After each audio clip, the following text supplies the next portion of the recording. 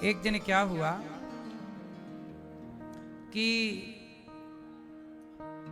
यमुना जी में कालिया नाग रहता था और सारे जल को दूषित कर रखा था। पक्षी भी आकाश से उड़ रहा हो तो इतना भयंकर जहर था कि पक्षी गिर जाता था। गैया धोखे से वहां का पानी पी जाए तो गैया मर जाती थी। इस तरह कालिया नाग का उत्पात था। तब भगवान आज कालिया नाग के उसी तो सर्पणियों ने देखा कि कोई सुंदर सा बालक आया है। भगवान को देख करके सर्पणियां बोली, नाग की पत्नी बोली, हे बालक तुम बड़े सुंदर हो, तुम यहां से चले जाओ, यहां जहर है, तुम मर जाओगे और हमारे पति अभी सो रहे हैं, यदि जाग गए तो तुम्हें छोड़ेंगे नहीं। भगवान कृष्ण बोले, तुम्हारे पति को ही तो जगाने आए हैं। नाग की पत्नियां भगवान के दर्शन पे लट्टू हो गईं, नजर हट नहीं रही है, परंतु बार बार वो निवेदन कर रही हैं, बालक तुम चले जाओ वरना मर जाओगे। भगवान बोले, अब जो होगा होगा, अपने पति को जगाओ। कालिया नाग जागा। वो तो घमंड में था कि मैं बलवान, मेरे से बड़ा कौन। अब भगवान को देख के उसको लगा ये मनुष्य यहां कैसे। अब वो तो मनुष्य ही समझे ना, भगवान थोड़ी समझता था। उसने अपनी पूंछ बढ़ाई और आपने देखा होगा बड़ा जो अजगर इत्यादि प्रजाति के सांप होते हैं, ये पकड़ के लपेट लेते हैं, कस के जकड़ लेते हैं किसी को भी, अपने शिकार को।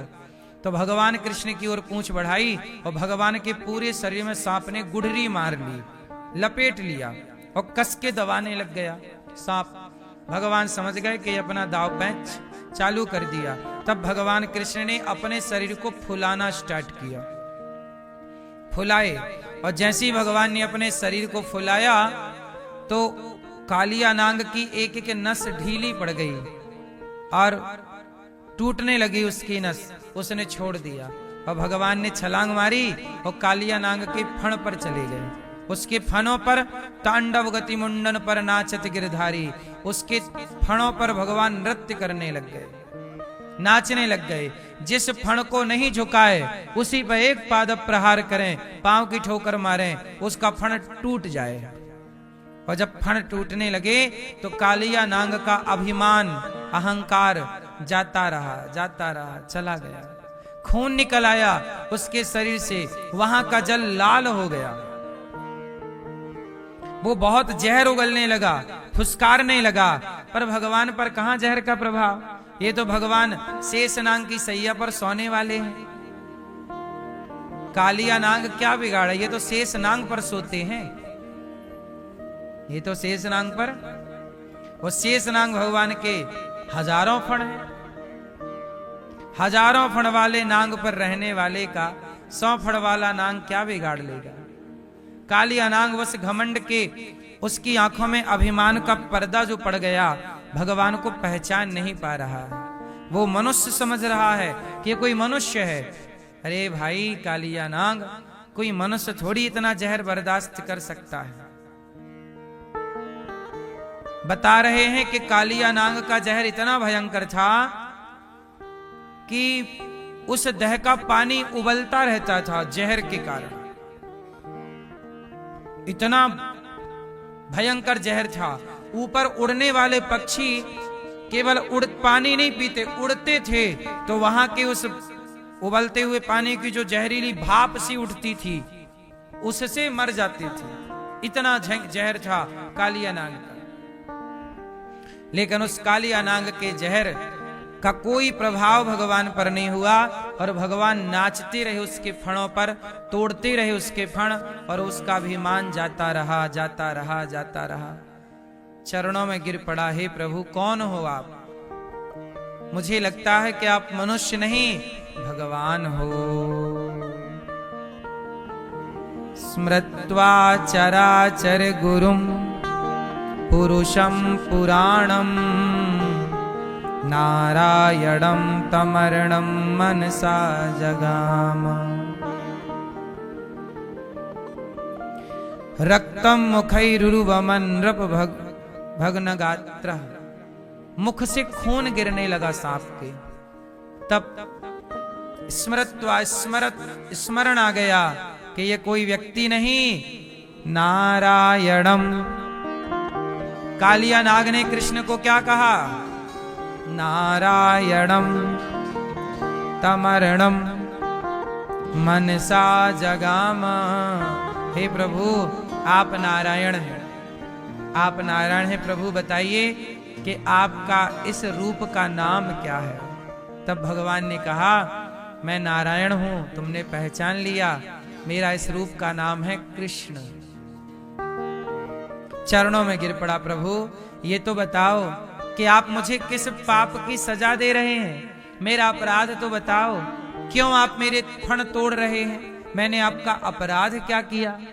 तब कालिया नाग के कथन पर भगवान बोले, कालिया नाग, तुम्हें जंगल में रहना चाहिए, एकांत में रहना चाहिए। जहां लोग रहते हैं वहां तुम रहते हो। कितनी गैया मर गई तुम्हारा पानी पी के, यहाँ का तुम्हारे कारण जहरीला पानी पीकर। कितने पशु पक्षी, कितने लोग मर गए। तुम्हें यहां नहीं रहना चाहिए। तुमने जल पर कब्जा कर लिया है, ऐसा सोच लिया है कि जल तुम्हारे बाप का है, इसलिए मुझे आना पड़ा। कालिया नाग बोले कि प्रभु मैं कहां जाऊं? यदि मैं ऊपर रहूंगा तो गरुण जी मुझे मार के खा जाएंगे। एक्चुअली ये कालिया नाग जो है, गरुण जी और नाग ये एक बाप की ही संतान है, इनकी मां अलग अलग है ना। कद्रु और विनीता, कद्रु और विनीता ये इनकी माताएं हैं। एक की मां सांपों की मां, एक गरुण जी की मां।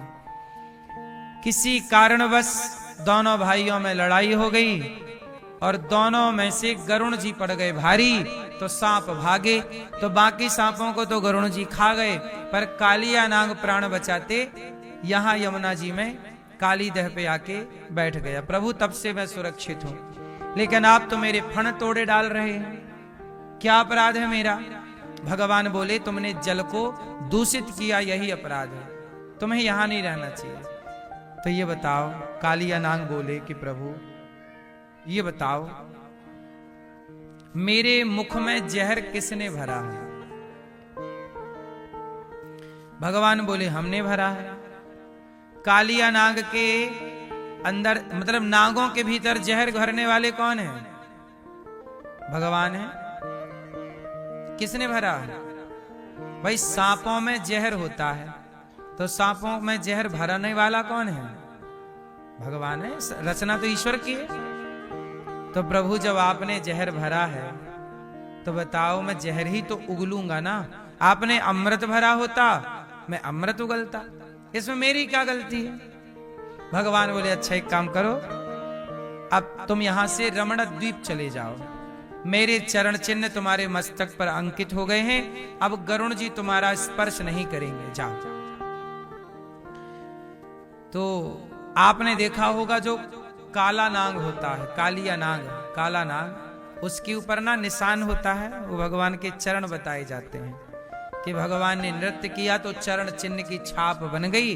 इसके बाद गरुण जी ने उन सांपों को फिर परेशान नहीं किया। तो कालिया नाग वहां से चले जाने लगे और जैसे यहां से रमण द्वीप की ओर गए तो काली दह से निकल करके गए, तो आगे 5-10 किलोमीटर थोड़ी दूर गए ही थे कि उन्होंने देखा कि मेरे संग मेरा परिवार आ रहा है कि नहीं।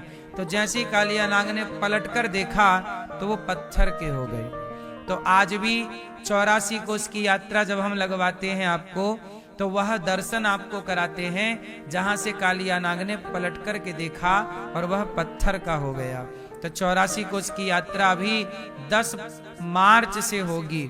आप भी 84 कोस की यात्रा करने आना चाहें तो आएं, आपको पूरे ब्रजमंडल की एक एक लीलाओं का स्थान हम आपको ले चल करके दिखाएंगे कि यहाँ पर ये लीला हुई थी। यहाँ तो ये 84 कोस की यात्रा भी हुई थी कुछ महीने पहले।